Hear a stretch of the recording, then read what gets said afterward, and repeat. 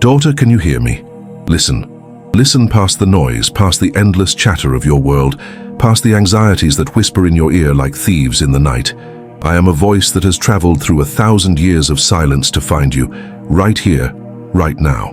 My name is Hildegard, and I was shown things, visions painted not with ink but with the fire of the living light. The world has forgotten these warnings, tucking them away like old letters, but the messages were not for my time. They were for yours. If this message has already touched your heart, like this video, subscribe and comment with the word prophecy. You are not here by accident. You were guided to this moment. This is your confirmation. You feel it, don't you? The deep and unsettling feeling that the world is holding its breath. There is a weight in the air, a spiritual heaviness that presses down on your soul even when you cannot name it. It is the feeling of a connection stretched thin, a song almost forgotten. In my visions I saw this time. I saw a great VAU descending, not of cloth, but of distraction and disbelief. It hangs between the heart of humanity and the heart of God, making the light seem distant, making the divine voice sound like a faint echo. You have been so busy, so tired. You have fought battles no one sees, carried burdens in the quiet of your heart, and wondered if anyone is listening. You have prayed into the darkness, and sometimes the only answer was the sound of your own breathing. Is this all there is, you have asked? A struggle, a brief flash of joy, and then the inevitable return to worry. I am here to tell you that you have been heard. Every tear has been counted. Every silent plea has reached the throne of heaven. The problem has never been that heaven cannot hear you. The danger is that you are being taught to no longer hear it. They have filled your world with so much noise that silence has become frightening. They have given you so many screens to look at that you have forgotten how to look within. They have offered you so many fleeting pleasures that you have become starved for true, lasting joy. This is the veil. It is woven from the threads of urgency without importance, of knowledge without wisdom, of connection without depth. It shimmers and distracts, promising everything while slowly, quietly starving your spirit. But a veil can be torn. A veil is meant to be lifted. The living light I saw is not a gentle, passive thing. It is a holy fire, a relentless love that seeks to burn through any barrier. It is seeking you. It has been seeking you your entire life, waiting for a moment of stillness, a crack in the facade of your busy life, to pour itself in. This very moment as you listen to my voice could be that crack. Are you ready to let it in? Are you willing to believe that you are part of a story much grander than the one you are told every day? This is not about religion as you know it. It is about reality as it truly is. It is about the unseen world that underpins everything you see, the forgotten laws of the spirit that are as real as the law of gravity. I was just a woman, a vessel. They called me weak and sickly, but God chose the weak to confound the strong. He gave me eyes to see the spiritual anatomy of the world, to see the currents of light and shadow that move beneath the surface of your time. And what I saw for you, for this generation, is both a terrifying warning and a promise of unimaginable glory. You think you know my story, the story of a medieval nun. But what I saw, what was shown to me for this exact moment in time, has remained hidden. But what exactly did I see, and why is it being revealed to you now? Part 2, a direct call to the heart, approximately 1,000 words. Come closer. Let the world and its demands fade away for just a few moments. Let this be a sanctuary. I want to speak directly to your heart, to the part of you that is timeless and true. I see the weariness in your soul. I see the invisible scars from 1,000 tiny heartbreaks, the disappointments you never spoke of, the dreams you quietly packed away. I see you standing at a crossroads, even if you don't recognize it as one. You have been waiting for a sign, for permission, for a key to unlock the door that you sense is right in front of you. Your waiting has not been in vain. It has been a hollowing out, a preparation. God does not shout over the noise of the world, he waits for the hush.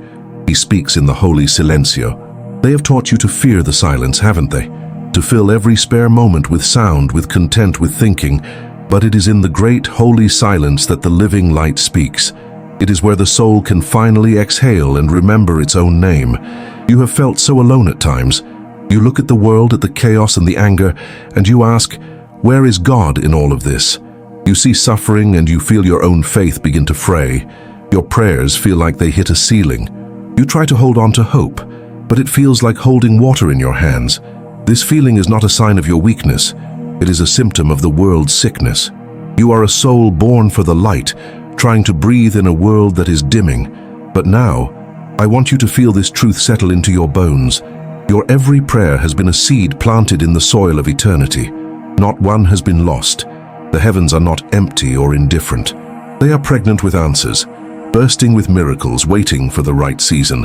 And daughter, the season is changing. The spiritual winter is coming to an end. You are being called to awaken before the dawn. I know the pain of feeling unheard. For years, my visions were a fire in my own bones, a secret I was commanded to keep. I felt the urgency of the messages, but I was told to be quiet. I was a woman in a world of men, a feather on the breath of God, as I called myself. And yet the voice would not leave me. It was a constant, loving and firm pressure on my spirit. It taught me that God's timing is perfect, even when it feels agonizingly slow to us. He was not just preparing the message, He was preparing me. And just as He prepared me, He has been preparing you. Every challenge you have overcome was to strengthen your spirit. Every moment of despair that you survived was to teach you that your resilience is greater than your sorrow. Every time you chose kindness when you could have chosen bitterness, you were weaving your own garment of light.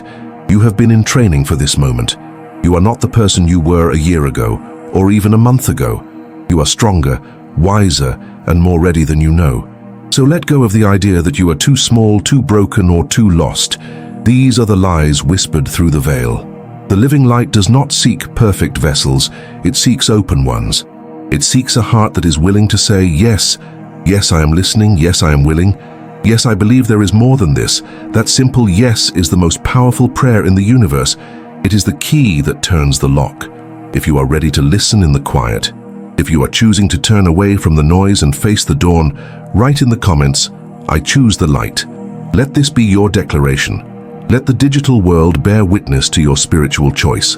You are choosing to believe that the silence is not an absence, but a presence. And it was in this exact silence, this sacred pause between breaths, that the vision that would echo through the centuries to find you today was given to me. Part 3. The Vision of Saint Hildegard, approximately 900 words. It did not come through my eyes, daughter. You must understand this. The visions were not like dreams. When they came, I was wide awake. The world around me did not vanish, but another reality, a more real reality, would impose itself upon my senses. It was like seeing two worlds at once, and in the heart of this state, the message would unfold.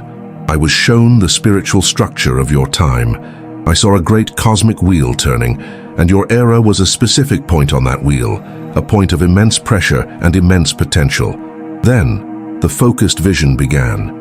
A crack appeared in the heavens, not a crack of destruction but of birthing, and from it poured a stream of pure, liquid luz, more brilliant than 1,000 suns, yet it did not burn. It was a light that was also life itself, and it carried a sound within it. It was not a sound that entered my ears, but one that resonated in the very marrow of my bones. It was the call of a celestial trompeter, a note that was both a warning and a sublime invitation. It was a sound that sorted all things, separating the true from the false, the eternal from the temporary. As this trumpet sound swelled, the light intensified, and I saw souls, millions of them. Each one was a tiny flame, and the great light from the heavens was calling to them, drawing them upward. What does it mean when heaven itself seems to weep with light for its children? When a sound beyond hearing calls your name across the chasm of time, it means the time of waiting is over. It means a great reckoning is at hand, not a reckoning of judgment, but of remembering. A time to remember who you are. You are not merely flesh and bone, a product of chance. You are a child of the light, a flame ignited from the great fire of God, and you are being called home. Some of the flames I saw flickered brightly, rising eagerly toward the call. They were the souls who had kept their inner altar lit, who had nurtured their connection in the secret place of their hearts. But others flickered weakly. They were coated in a thick gray dust, the dust of worldliness, of fear, of cynicism. They heard the call, but it was muffled. They saw the light, but it was from a great distance. They were trying to rise, but they were weighed down. It broke my heart to see it. I wept, because I understood that the light was available to all. The call was for everyone. There were no chosen few. The only thing that prevented a soul from rising was the weight it had chosen to carry, the distractions it had mistaken for treasures, the anxieties it had allowed to become its masters. The vision continued. I was shown that this great call, this sounding of the trumpet, would not be a single event in time but a season, an era of awakening, an age where the veil would become so thin that no one could deny the spiritual reality any longer. And you, daughter, you are living in the heart of this season. This message is not a prophecy of a distant future. It is a description of your now. You are one of those flames, and the light is calling for you. What I saw next was the most critical part of the message, the part that has kept me whispering through the ages. It was the part that concerned the choice. This is the secret I must share with you, the seed of a truth that will continue to unfold. What she would see next, what was shown in the heart of that celestial fire, could only be revealed later, when the world was ready to hear it. But the warning was clear. The stakes were impossibly high, because the warning that came with that light was not about the end of the world but the end of a path, and what was at risk and was far greater than she could have ever imagined. Part 4. What is at risk? Approximately 900 words. What is truly at risk? It is not your comfort, your wealth, or your reputation. These are the leaves on the tree, fleeting and seasonal. What is at risk is the root. What is at risk is your connection to the source of all life, all love, all strength. In the vision, the living light showed me what happens when that connection is severed. I saw a slow-burning fogo. It was not the cleansing, purifying fire of the Holy Spirit. It was a dark, consuming fire, a spiritual decay that worked from the inside out. It was licking at the roots of the great tree of humanity. And I saw that this fire was fed by specific things, by fear that masquerades as practicality, by division that is sold as identity, by despair that is dressed up as realism. This fire makes you forget your own divinity. It convinces you that you are nothing more than a clever animal on a spinning rock, that your deepest longings for meaning and transcendence are just chemical reactions in your brain. It whispers that you are alone, that you are powerless, and that the best you can do is to grab what you can for yourself before it's all over. Does this voice sound familiar? It is the anthem of a world that has lost its way. It is the smoke from the fire that consumes the roots. Daughter, look at your own life with honest eyes. Where have you allowed this slow fire to smolder? In your relationships, have you chosen pride over forgiveness? In your heart, have you allowed cynicism to choke out wonder? In your daily life, have you pursued the urgent at the expense of the important? These are not accusations. They are diagnostic questions. You cannot heal a wound you refuse to look at. The risk is a spiritual petrification, a hardening of the heart. It is the state of being so encased in the material world, so deafened by its noise, that when the celestial trumpet sounds, you hear nothing. When the living light pours forth, you see nothing. You continue on, oblivious, while the doors of heaven, which are the doors of your own perception, quietly swing shut. This is not a punishment from God. God does not close the door. We turn our backs to it, and in doing so, close it ourselves. The risk is that you will live out your entire precious, unrepeatable life and never truly awaken to who you are and why you are here. That you will mistake the map for the territory, the menu for the meal. That you will collect accolades, possessions, and experiences, only to find that your soul is still starving. This is the great tragedy I was shown. Not a world destroyed by fire from above, but a world that slowly, quietly, extinguishes its own inner light, one soul at a time. If you feel this urgency in your spirit, I implore you, do not keep it to yourself. Share this video with someone who needs to open their eyes now. Do not wait. This is not about creating fear, but about igniting a holy urgency, a love that is fierce enough to say, "Wake up, your house is on fire." The fire spreads when good people do nothing. It advances when those who feel the call to something more decide it is too difficult, too strange, or too inconvenient. It wins when you believe the lie that your small light cannot possibly make a difference, but a single candle can illuminate an entire room, and a legion of single candles can push back the night. The choice to quench this fire begins within you, right now. It is a choice to stop, to turn, and to listen. Before this vision proceeds, before the door is sealed, you must stop for a moment. Part 5. A symbolic ritual of connection. approximately 900 words. Now, we must do more than just talk. The truth must move from your mind into your very cells. I want you to do something with me. If you are able, find a place where you can be undisturbed for the next few minutes. If you are driving or cannot, please come back to this section later. This is important. I want you to sit or stand comfortably. Let your shoulders relax. Unclench your jaw. And now, I want you to gently close your eyes. The world you see with your eyes open is only half of reality. Let us now turn our attention to the other half. Place your hand over the center of your chest, right over your heart. I want you to feel the warmth of your own hand. This is your anchor. This is the center of your being. Now, let's breathe together. We will not take a normal breath. We will take a conscious breath. Breathe in slowly through your nose, deeply into your belly. Imagine you are breathing in pure, golden light. Hold it for a moment. And now, exhale slowly through your mouth. Imagine you are breathing out all the tension, all the worry, all the gray dust we spoke of. Let's do it again. A deep, intentional breath of light. Hold it and release the shadows. One more time. The deepest breath you have taken all day. Breathe in peace. Breathe in life. Hold it and let go of everything that is not love. Now, with your eyes still closed and your hand on your heart, bring your awareness to the space beneath your hand. Feel the gentle, rhythmic beat of your own heart. Thump, thump, thump, thump. This is the rhythm of your life. This beat has been with you every second of every day. A faithful drum calling you forward. Listen to it. Honor it. In the quiet space between the beats, I want you to listen for something else. Do not strain. Do not force it. Just be open. In the sacred chamber of your own heart, beneath the layers of thought and emotion, there is a stillness. And in that stillness, there is a resonance, an echo of the divine. Can you feel it? It is not with your ears, but with your soul that you will hear it. It is the voice that was there before the beginning, the voice that spoke the stars into existence.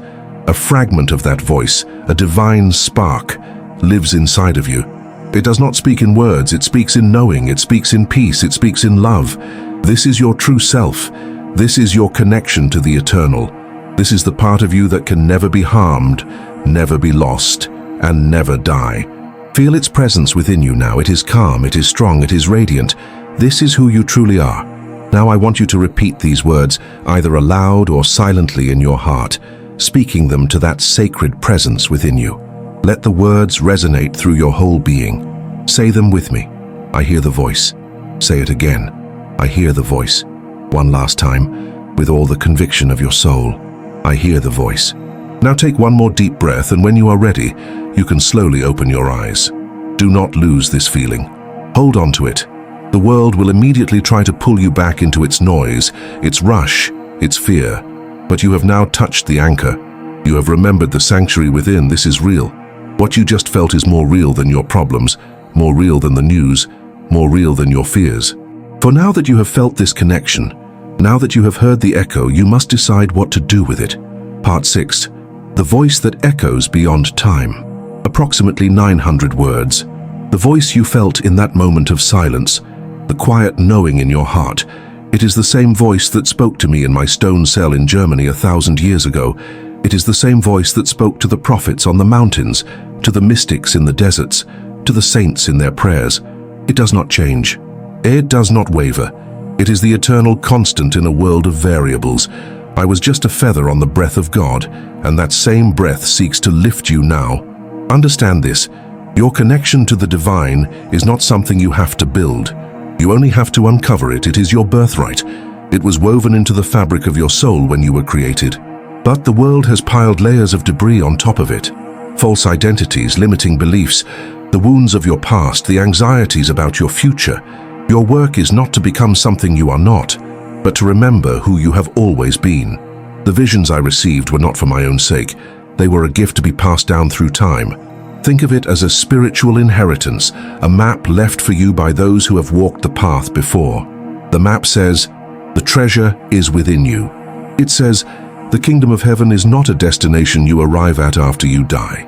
It is a reality you can access right now, through the portal of your own heart. Your heart is not just an organ that pumps blood. In the spiritual reality, your heart is a portal. It is a gateway between the physical world and the world of the spirit. When your heart is open, through love, forgiveness, and faith, this portal allows the light of heaven to flow into your life and out into the world through you. When it is closed by fear, resentment, and materialism, the portal shuts and you begin to feel isolated, anxious, and starved for meaning. Have you ever met someone who just seems to radiate peace and joy, even in difficult circumstances? They have learned, consciously or not, how to keep the portal of their heart open. Have you ever felt that gnawing emptiness, that sense that something is profoundly missing, even when your life looks good on the outside? That is the feeling of a closed or closing portal. The soul knows when it is being cut off from its source. This is not a complicated doctrine. It is the simple, profound truth at the core of all sacred paths. The choice every single day is to open or to close, to love or to fear, to forgive or to hold a grievance, to trust or to doubt. Each choice is a prayer. Each choice either strengthens the veil or thins it. You are far more powerful than you have been led to believe. You are the gatekeeper of your own heart. If any part of this message is resonating deep within you, like a bell that has long been silent and is now ringing, I urge you to return and listen to this section again when you have a quiet moment. There are layers of truth here meant only for you, whispers from the living light that will speak to your specific circumstances. Do not treat this as mere information. It is an activation. The voice that echoes beyond time is calling your name. It is reminding you of your power as the gatekeeper. The portal of your heart is open now from the ritual we just did. The light is flowing, but portals can close. And there is something that only you can decide in this very moment that will determine whether it remains open or begins to shut. Part 7. The Moment of Choice. Approximately 1,000 words. We have now arrived at the heart of the vision, the pivot upon which everything turns. This is the moment of choice, and it is happening for you right now. In my vision, after I saw the light and heard the trumpet, I was shown a scene that filled me with a holy terror. I saw countless souls standing before a great portal of light, the very gateway to the presence of God. It was vast and beautiful, and the music coming from it was celestial. But the souls were not looking at it. Their backs were turned. They were facing a dark, chaotic world filled with flashing lights, loud noises, and endless distractions. They were mesmerized by shadows, arguing over trivialities, chasing after fleeting pleasures, completely oblivious to the magnificent reality behind them.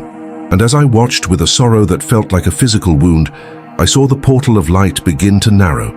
It was not being closed by some angry deity. It was shrinking from lack of attention. Heaven pleads, but it does not force. The light invites, but it will not compel. The souls were choosing the shadows, and so the gateway to the light was receding from their reality. Then, the sound of the trombeta echoed one last time. It was not a sound of judgment, daughter, but of profound, heartbreaking love. It was a final pleading call. The call to turn around, the call to look up. It was the universe crying out, "Please do not miss this. What you are chasing is an illusion.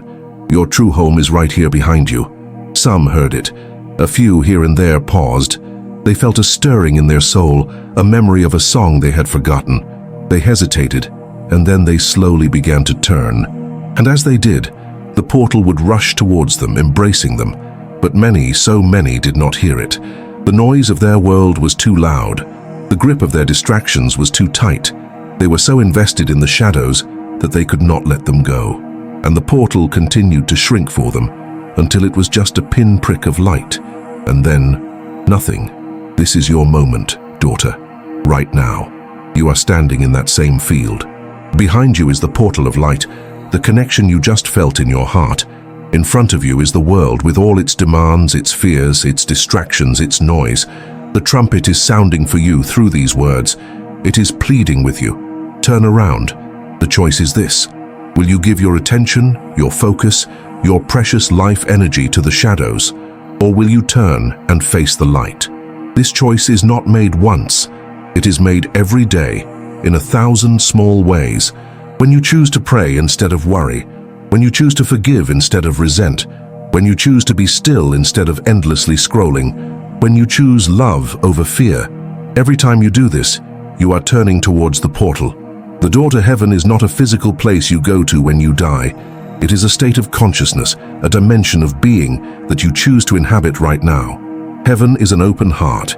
Hell is a closed one. It is that simple and that profound. Do not let the world close the door for you. Do not let its frantic, empty promises lure you away from your own magnificent soul. If this message has moved you to a choice, if you feel that call in your spirit, then you have a responsibility. Share it. Do not hoard this light. Think of one person right now who is lost in the shadows, one person you love who is mesmerized by the noise. Send this message to them. Be the echo of the trumpet in their life. You might just be the call that causes them to turn around. And it is for this reason, because of the profound mercy of God for those who turn, that the next vision I was shown changed everything. Part 8. Light After the Veil. Approximately 1100 words. After the vision of the closing door, I despaired. My heart was broken for the souls who did not turn. I wept in my cell, pleading with the living light. Is there no more hope for them? And in his infinite mercy he answered, not with words but with another vision. This is the vision of the great cosmic law of return. This is the promise that I have held in my heart for you for 1,000 years. The living light showed me another truth. For every single soul that turned back, even at the last possible second, even with the faintest flicker of intention, the light did not just wait for them. It did not just open for them. It rushed towards them. It surged out of the portal like a tidal wave of pure love, sweeping them up in a divine abbraccio of pure, unadulterated light. Imagine a father who has been waiting at the window for his lost child, and he finally sees them, a tiny figure on the horizon. He does not wait for them to reach the porch. He flings the door open and runs, his arms outstretched, his heart bursting. This is the image I was shown. This is the nature of divine love. It is not passive. It is active, passionate, and relentless in its pursuit of you. In this embrace of light, all the gray dust was instantly vaporized. All the wounds were healed. All the fear was dissolved. There was no judgment, no, "I told you so." There was only a welcome that was so total, so absolute, that it remade the soul in an instant. The soul remembered its true nature as a being of light, and it began to shine with a brilliance it had forgotten it possessed. This is the promise of Renascimento, not in some distant future, but in the moment you choose to turn. The fire at the roots I had seen earlier was quenched by this living water. The closing portal was flung wide open again, more radiant than before. The sorrowful note of the trumpet was transformed into a symphony of triumphant joy. The risk was real, but the grace was greater. The danger was profound, but the mercy was infinite. This is the truth that must anchor you. You will stumble. You will get distracted. You will at times turn your back to the light and wander back into the shadows. Do not let this lead you to despair. Do not believe the voice that says, "It's too late," or "You've failed." The moment you recognize you're in the shadows, the very act of recognition is the beginning of your turn, and the Father is already running towards you. Your journey is not about perfection, it is about direction. Are you, however, imperfectly oriented towards the light? Are you, however, clumsily taking steps in that direction? That is all that is asked. Your willingness is the only currency the kingdom of heaven recognizes. You who are listening to this, you have felt the call. You have made it this far, you have walked through the warning, you have stood at the precipice of choice, and you are now bathing in the promise of this grace. This journey was designed for you. You are not the same person who started watching this video. A seed has been activated within you. Now you must guard it, water it, and give it sunlight. Nurture this connection every day through moments of silence, through acts of love, through prayers of gratitude. If you have stayed with me this far, you are not here by accident. You are part of the awakening. You are a lamplighter in the growing dusk. If you feel this in your soul, I want you to declare it. Write in the comments, "I will walk to the end." This is a promise to yourself and a testament to the light you carry. Your journey has been affirmed. Your choice has been made. And if you have come this far, you must hear the final whisper meant for your ears alone. Part 9. Prophetic closing and hook for the next video. Approximately 1,000 words. Daughter of the light, listen now with the ears of your spirit. This entire journey, these words that have flowed from my soul to yours, has been a preparation. It has been a sacred initiation. You have been brought here to be reminded of a covenant, a promise made before you were even born. The promise that you would never be forsaken, and that in the fullness of time you would be called to remember your true purpose. That time is now. This is not an ending. It is a beginning, a renascimento. You have walked through the shadow of the warning, you have faced the fire of the choice, and you have stepped into the promise of the eternal embrace. Do not look back. The past is a memory. The future is a phantom. All you have is this eternal now, and in this now, the portal of your heart is open. Your task is simple. Keep it open. How? By choosing love, again and again. When the world offers you fear, you choose love. When the world offers you division, you choose love. When your own mind offers you self-doubt, you choose love. Love is not a mere emotion. It is the fundamental frequency of the universe. It is the very substance of God.